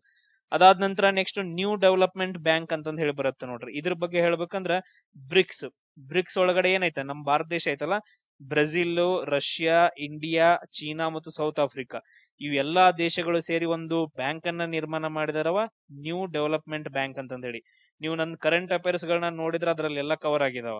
ಏಪ್ರಿಲ್, ಮೇ, ಅದಾದ ನಂತರ ಜೂನ್, ಜುಲೈ ಈ 4 ವಿಡಿಯೋಸ್ ಗಳನ್ನ ನೋಡಿದ್ರಿ ಅಂತಂದ್ ಹೇಳಿದ್ರೆ ನಿಮ್ಗೆ ಕಂಪ್ಲೀಟ್ ಆರ್ಗನೈಸೇಷನ್ಸ್ ಗಳು, ಸಮ್ಮಿಟ್ ಗಳು, ಸ್ಪೋರ್ಟ್ಸ್ ಗಳು ಎಲ್ಲ ಕವರ್ ಆಗಿದಾವ. ಅದ್ರಲ್ಲಿ ಎಲ್ಲಾ ಡೀಟೇಲ್ಸ್ ಗಳನ್ನ ಕೊಟ್ಟಿದ್ದೀನಿ ನಾನು. ಎಸ್, ಈ ಕ್ವಶನ್ ನೋಡ್ರಿ. ಈ ಕ್ವಶನ್ ಅನ್ನ ನೋಡಿದ ತಕ್ಷಣ ಫಸ್ಟ್ ನಾನು ಹೇಳ್ತೀನಿ ಏನಂತಂದ್ ಹೇಳಿದ್ರೆ, ಗ್ರಾಮೀಣ ಕುಡಿಯುವ ನೀರು ಮತ್ತು ನೈರ್ಮಲ್ಯ ಇಲಾಖೆ ಅವ್ರು ಏನ್ ಮಾಡಿದಾರೆ ಅಂದ್ರೆ, ಈ ಕೆಳಗಿನ ಯಾವ ಸಮುದಾಯ ಬಾನುಲಿ ಕೇಂದ್ರಗಳನ್ನ ಸರಿಯಾಗಿ ಹೊಂದಾಣಿಕೆ ಆಗಿದಾವ ಅಂತಂದ್ ಹೇಳಿ. ಸಮುದಾಯ ಬಾನುಲಿ ಕೇಂದ್ರಗಳಿದಾವ, ಯಾರು ಮಾಡಿದಾರೆ? ಗ್ರಾಮೀಣ ಕುಡಿಯುವ ನೀರು ಮತ್ತು ನೈರ್ಮಲ್ಯ ಇಲಾಖೆ ಅಂತಂದ್ ಹೇಳಿ. ಅದು ಏನಾಗುತ್ತೋ ಗೊತ್ತಿಲ್ಲ. ಬಟ್ ಅದ್ರ ಒಂದ್ ಥಿಂಗ್ಸ್ ಏನಂತಂದ್ ಹೇಳಿದ್ರೆ, ಇಲ್ಲಿ ನೋಡ್ರಿ, ನಾನು ಆಪ್ಷನ್ಸ್ ಗಳನ್ನ ನೋಡಿದ ತಕ್ಷಣ ಇಲ್ಲಿ ಕ್ಲಸ್ಟರ್ ಅಂತಂದ್ ಹೇಳಿ ಬರುತ್ತೆ, ಒಂದು ಗುಂಪು. ಏನಂತಂದ್ ಹೇಳಿದ್ರ ಒಂದು ವರ್ಗೀಕರಣ, ಎ ಮತ್ತು ಬಿ ಅಂತಂದ್ ಆಪ್ಷನ್ ಇಲ್ಲೂ ಐತೆ, ಎ ಮತ್ತು ಬಿ ಅಂತಂದ್ ಹೇಳಿ ಆಪ್ಷನ್ ಇಲ್ಲೂ ಐತೆ, ಎ ಮತ್ತು ಬಿ ಅಂತಂದ್ ಹೇಳಿ ಮಾತ್ರ ಅಂತಂದ್ ಐತೆ. ಸೊ ಇಲ್ಲಿ ನೋಡ್ರಿ ರಿಪೀಟ್ ಆಗೈತೆ. ಬೇರೆ ಆಪ್ಷನ್ಸ್ ಗಳನ್ನ ನೋಡಿದ್ರ ಅಷ್ಟೊಂದೆಲ್ಲ ಆಗಿರಂಗಿಲ್ಲ. ಟ್ರೈ ಮಾಡಿದ್ರೆ ಸಿ ಮತ್ತು ಡಿ ಅಂತಂದೈತಿ, ಸಿ ಮತ್ತು ಡಿ ಅಂತಂದೈತಿ 2 ಟೈಮ್. ಬಟ್ ಅದ್ರ ಇಲ್ಲಿ ಸಿ ಅಷ್ಟೇ ಐತೆ, ಅಂದ್ರೆ ಇದನ್ನ ನಾವು ಯೂಸ್ ಮಾಡ್ಕೊಳಂಗಿಲ್ಲ, ರಾಂಗ್ ಅದು. ಎ ಬಿ ಅಂತಂದ್ ಹೇಳಿ ಈ ತರ ಕೊಡಿದಾನ. ಅಂದ್ರೆ ಕಾನ್ಸಂಟ್ರೇಷನ್ ಜಾಸ್ತಿ ಯಾವ್ದ್ರ ಮೇಲೆ ಮಾಡಿದ ಅಂದ್ರೆ ಎ ಮತ್ತು ಬಿ ಮೇಲೆ ಮಾಡಿದಾನ. ಇಲ್ಲಿ ನೋಡ್ರಿ ಎ ಮತ್ತು ಬಿ ಎರಡೂ ಕರೆಕ್ಟ್ ಅದಾವ ಅಂತಂದ್ ಹೇಳಿ ನಾವು ಈ ತರ ಚೆಕ್ ಮಾಡ್ಕೋಬೇಕು. ಇನ್ ಉಳಿದ್ನ ಸ್ವಲ್ಪ ಥಿಂಕ್ ಮಾಡ್ಕೋಬೇಕಷ್ಟ. ಇಲ್ಲಿ ಆನ್ಸರ್ ಯಾವ್ದು ಕರೆಕ್ಟ್ ಆಗತ್ತಂದ್ರ ಎ ಮತ್ತು ಬಿ ಮಾತ್ರ ಕರೆಕ್ಟ್, ಉಳಿದಿದ್ ಎರಡು ರಾಂಗ್ ಇದಾವ. ಯಾಕಂತಂದ್ ಹೇಳಿದ್ರೆ ಇಲ್ಲಿ ನೋಡ್ರಿ ನಮ್ ಕನ್ಫ್ಯೂಸ್ ಮಾಡಕ್ಕೋಸ್ಕರ ರೇಡಿಯೋ ಮತ್ತು ರೇಡಿಯೋ ಅಂತಂದ್ ಹೇಳಿ 2 ಟೈಮ್ ಕೇಳಿದಾನೆ. ಇಲ್ಲಿ ನಾವು ಯಾವ್ದಾದ್ರು ಒಂದ್ ಕರೆಕ್ಟ್ ಐತೆ ಅನ್ಕೊಂಡ್ ಯಾವ್ದಾದ್ರು ಚೂಸ್ ಮಾಡ್ಕೋಬೇಕಂತಂದ್ ಹೇಳಿ ಇವ್ನ್ ಎರಡು ಏನ್ ಮಾಡ್ತಾ ಅಂತಂದ್ ಹೇಳಿದ್ರೆ ಹಿಂಗ್ ಉಲ್ಟಾ ಕೊಟ್ಟಿರ್ತಾನ. ಇದು KE ಒಂದು ಟ್ರಿಕ್. ಸೊ ಅದಕ್ಕೋಸ್ಕರ ಇದು ರಾಂಗ್. ಇಲ್ಲಿ ನಾನು ಅದೇ ಹೇಳ್ತೀನಿ, ರಿಪೀಟ್ ಆಗಿರೋ ಥಿಂಗ್ಸ್ ಗಳು ಏನಾದ್ರು ಬಂದು ಏನಾದ್ರು ಇತ್ತಂದ್ರೆ ಅವೆರಡು ರಾಂಗ್ ಅಂತಂದ್ ಹೇಳಿ. ಯಾವಾಗ? ಇಲ್ಲಿ KE ಒಳಗಡೆ ಈ ತರ ಕ್ವಶನ್ಸ್ ಗಳು ಬಂದಾಗ. ಇಲ್ಲಿ ನೋಡ್ರಿ ಕರೆಕ್ಟ್ ಏನ್ರಿ ಸರ್? ಅಂತರ್ವಾಣಿ ರೇಡಿಯೋ ಅಂತಂದ್ ಹೇಳಿ ಇದು ಕಲಬುರ್ಗಿ ಒಳಗಡೆ ಬರುತ್ತ. ಸೊ ಮೇಲ್ಗಡೆ ಏನೈತಲ್ಲ, ಗ್ರಾಮೀಣ ಕುಡಿಯುವ ನೀರು ಮತ್ತು ನೈರ್ಮಲ್ಯ ಇಲಾಖೆ ಅಡಿ ಒಳಗಡೆ ಜಾಗೃತಿ ಮೂಡ್ಸೋಕೆ ಕಲಬುರ್ಗಿ ಒಳಗಡೆ ಇದನ್ನ ಸ್ಟಾರ್ಟ್ ಮಾಡಿದಾರ. ನೆಕ್ಸ್ಟ್ ವೇಣು ಧ್ವನಿ ಅಂತಂದ್ ಹೇಳಿ ಇದನ್ನ ಬೆಳಗಾವಿ ಜಿಲ್ಲೆ ಒಳಗಡೆ ಸ್ಟಾರ್ಟ್ ಮಾಡಿದಾರ. ಬೆಳಗಾವಿಯ KLE ಸಂಸ್ಥೆಯ ಆಶ್ರಯದೊಳಗಡೆ. ಬೆಳಗಾವಿ ಒಳಗಡೆ ಏನಂದ್ರೆ KLE ಸಂಸ್ಥೆ ಐತಲ್ಲ, ಫೇಮಸ್. ಸೊ ಅದ್ರದ ಅಡಿ ಒಳಗಡೆ ಇದನ್ನ ಸ್ಟಾರ್ಟ್ ಮಾಡಿದಾರ. ಅದಾದ ನಂತರ ನೆಕ್ಸ್ಟ್ ರೇಡಿಯೋ ಸಾರಂಗ್ ಅಂತಂದ್ ಹೇಳಿ ಬರುತ್ತೆ ನೋಡ್ರಿ. ಈ ರೇಡಿಯೋ ಸಾರಂಗ ಇದನ್ನ ಎಲ್ಲಿ ಸ್ಟಾರ್ಟ್ ಮಾಡಿದಾರ ಅಂತಂದ್ ಹೇಳಿದ್ರ ಮಂಗಳೂರು ಒಳಗಡೆ ಸ್ಟಾರ್ಟ್ ಮಾಡಿದಾರ. ಇದನ್ನ ಎಲ್ಲಿ ಸ್ಟಾರ್ಟ್ ಮಾಡಿದಾರ ಅಂದ್ರ ಮಂಗಳೂರು ಒಳಗಡೆ ಸ್ಟಾರ್ಟ್ ಮಾಡಿದಾರ ರೇಡಿಯೋ ಸಾರಂಗವನ್ನ. ಅದಾದ ನಂತರ ನೆಕ್ಸ್ಟ್ ಇನ್ನೊಂದ್ ಯಾವ್ದು ಅಂತಂದ್ ಹೇಳಿದ್ರೆ ರೇಡಿಯೋ ಸಿದ್ಧಾರ್ಥ ಅಂತಂದ್ ಹೇಳಿ ಬರುತ್ತೆ ನೋಡ್ರಿ. ರೇಡಿಯೋ ಸಿದ್ಧಾರ್ಥನ ಎಲ್ಲಿ ನೋಡ್ರಿ, ಸಿದ್ಧಾರ್ಥ ಅಂತಂದ್ ಹೇಳಿದ್ರೆ ಸಿಂಪಲ್ ಆಗಿ ನೆನ್ಪಿಟ್ಕೋಬೇಕು, ತುಮಕೂರು ಸಿದ್ಧಗಂಗಾ ಸ್ವಾಮಿಗಳು. ಸೊ ಆ ತರ ರೇಡಿಯೋ ಸಿದ್ಧಾರ್ಥ ಅಂತಂದ್ ಹೇಳಿ ನೋಡ್ರಿ. ಎಲ್ಲಾ ಕಡೆ ಏನಂದ್ರೆ ಫೇಮಸ್ ಇರೋ ಥಿಂಗ್ಸ್ ಗಳ ನಡುವೆ ಏನ್ ಮಾಡಿದಾರ ಅಂದ್ರೆ ಇದನ್ನ ಜಾರಿಗೆ ತಗೊಂಡ್ ಬಂದಿದಾರಲ್ಲ. ರೇಡಿಯೋ ಸಿದ್ಧಾರ್ಥ ಏನಂದ್ರೆ ತುಮಕೂರಿನ ಶ್ರೀ ಸಿದ್ಧಾರ್ಥ ತಾಂತ್ರಿಕ ಮಹಾವಿದ್ಯಾಲಯ ಸಮುದಾಯದಿಂದ ಏನ್ ಮಾಡಿದಂದ್ರ ಈ ರೇಡಿಯೋ ಕೇಂದ್ರವನ್ನ ಸ್ಥಾಪನೆ ಮಾಡಿದಾರೆ. ಅದಕ್ಕೋಸ್ಕರ 2 ಮಾತ್ರ ಕರೆಕ್ಟ್, ಉಳಿದ್ 2 ರಾಂಗ್. ಇಲ್ಲಿ ನೋಡ್ರಿ ರಿಪಿಟೇಷನ್ ಆಗಿತ್ತು, ಅದಕ್ಕೋಸ್ಕರ ಈ ತರ ಎಲ್ಲಾದ್ರೂ ರಿಪಿಟೇಷನ್ ಬಂದು ಅಂತಂದ್ ಹೇಳಿದ್ರೆ 2 ಆಪ್ಷನ್ ದಾಗ ಅದನ್ನ ತೆಗೆದು ಹಾಕ್ಬಿಟ್ರಿ, ಕಂಪ್ಲೀಟ್ ರಾಂಗ್. ಆಮೇಲೆ ಚೆಕ್ ಮಾಡ್ಕೋಬೇಕು, ಈ ತರ ಕ್ಲಸ್ಟರ್ ಒಂಥರ ಗುಂಪು ಎ ಬಿ ಅನ್ನೋದು ಗುಂಪು ಈ ತರ ಏನಾದ್ರು ಬಂದವೇನಾ, ಅಥವಾ BC ಬಂದವೇನಾ, CD ಬಂದವೇನಾ ಚೆಕ್ ಮಾಡ್ಕೋಬೇಕು. ಎಸ್, ನೆಕ್ಸ್ಟ್ ನೋಡ್ರಿ, ನೀವು ನಾನ್ ಮಾಡಿರೋ ಕರೆಂಟ್ ಅಫೇರ್ಸ್ ಗಳನ್ನ ನೋಡಿದ್ರಿ ಅಂತಂದ್ ಹೇಳಿದ್ರೆ ಆಲ್ಮೋಸ್ಟ್ ಅದ್ರಲ್ಲೂ ನಿಮ್ಗೆ ಆನ್ಸರ್ಸ್ ಗಳು ಬಹಳ ಸಿಗ್ತಾವ.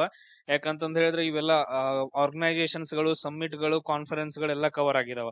KEಗೆ ಹೇಳಿ ಮಾಡಿಸಿರುವಂತ ಕರೆಂಟ್ ಅಫೇರ್ಸ್ ಗಳಿದಾವ. ಯಾಕಂದ್ರೆ ಸೆಂಟ್ರಲ್ ಗೌರ್ಮೆಂಟ್ ನಾನು ಆ ತರ ಮಾಡಿದೀನಿ. ಸೊ ಉಳ್ದವ್ರ ಕರೆಂಟ್ ಅಫೇರ್ಸ್ ಗಳು ಗೊತ್ತಿಲ್ಲ, ಅವ್ರ ಅದು ಬೆಳಗಾವಿ ಕವರ್ ಮಾಡು, ಹುಬ್ಳಿ ಕವರ್ ಮಾಡು, ಧಾರವಾಡ ಕವರ್ ಮಾಡಿರ್ತಾರ. ನಾವ್ ಅದನ್ನೆಲ್ಲ ಮಾಡಿಲ್ಲ. ಇಂಟರ್ನ್ಯಾಷನಲ್ ಆರ್ಗನೈಸೇಷನ್ ಕಾನ್ಫರೆನ್ಸಸ್ ಪ್ರೋಟೋಕಾಲ್ಸ್ ಅವೆಲ್ಲ ಆಗಿದಾವ. ಸೊ ಕರೆಕ್ಟ್ ಆಗಿ ಡೈಲಿ ಒಂದೊಂದೇ ವಿಡಿಯೋ ನೋಡ್ರಿ. 4 ಅದಾವ. ಇಷ್ಟ ಆದ್ರೆ ಕಂಟಿನ್ಯೂಷನ್ ಮಾಡ್ರಿ, ಇಲ್ಲಾಂದ್ರೆ ಬಿಟ್ಬಿಡ್ರಿ, ಅದ್ ನಿಮಗ್ ಬಿಟ್ಟಿದ್.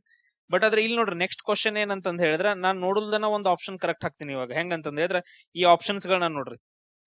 KE ಕ್ವಶನ್ ಪೇಪರ್ ಒಳಗಡೆ ಇದು ವಿಲೇಜ್ ಅಕೌಂಟೆಂಟ್ ಅಥವಾ MBA ಸಂಬಂಧಪಟ್ಟಿದ್ದು ಅನ್ಕೊಂತೀನಿ ಇದು ಕ್ವಶನ್ ಪೇಪರ್. ಇಲ್ಲಿ ನೋಡ್ರಿ, ಇದ್ರೊಳಗೆ ಎ ಐತೆ, ಸರಿಯಾದ ಹೊಂದಾಣಿಕೆ ನೋಡ್ಕೋಬೇಕು. ಒಂದ್ರೊಳಗ ಎ ಐತ್ರಿ, ಇದ್ರೊಳಗು ಎ ಐತಿ, ಇದ್ರೊಳಗು ಎ ಐತಿ, ಇದ್ರೊಳಗು ಎ ಐತಿ. ಅಂದ್ರೆ ಎ ಆಪ್ಷನ್ ಏನಂದ್ರ 100% ಕರೆಕ್ಟ್ ಐತಿ. ಅಂದ್ರೆ ಆಪ್ಷನ್ ಎ ಕರೆಕ್ಟ್ ಐತೆ. ಆಮೇಲೆ ಅವ್ನ ಏನ್ ಮಾಡಿದಾನ, ಬ್ರಕೆಟ್ ಒಳಗಡೆ ಕೊಟ್ಟಿದಾನ, ಅದನ್ನು ಚೆಕ್ ಮಾಡ್ರಿ. ಬ್ರಕೆಟ್ ಒಳಗಡೆ ಕನ್ಫ್ಯೂಸ್ ಆಗ್ಬಾರ್ದು ನೀ ಮಗನ ಅಂತ ಹೇಳಿ ಕೊಟ್ಟಿದ ನಾವು. ಸೊ ಅದಕ್ಕೋಸ್ಕರ ಅದು ಕರೆಕ್ಟ್ 100%. ರಾಮ್ಸರ್ ಸೈಟ್ ಗಳು ಜೌಗು ಪ್ರದೇಶಗಳ ಸಂರಕ್ಷಣೆಗೆ ಬಂದಿದಾವ. ನನ್ ಕರೆಂಟ್ ಅಫೇರ್ಸ್ ವಿಡಿಯೋದಲ್ಲಿ ನೋಡಿದ್ರೆ ರಾಮ್ಸರ್ ಸೈಟ್ ಅಂದ ತಕ್ಷಣ ನೀವು ಜೌಗು ಪ್ರದೇಶ ಅಂತ ಹೇಳಿ ನಾನು ನಿಮ್ಗೆ ಟ್ರಿಕ್ ಹೇಳ್ಕೊಟ್ಟಿರ್ತೀನಿ ಅಲ್ಲಿ ವರ್ಡ್.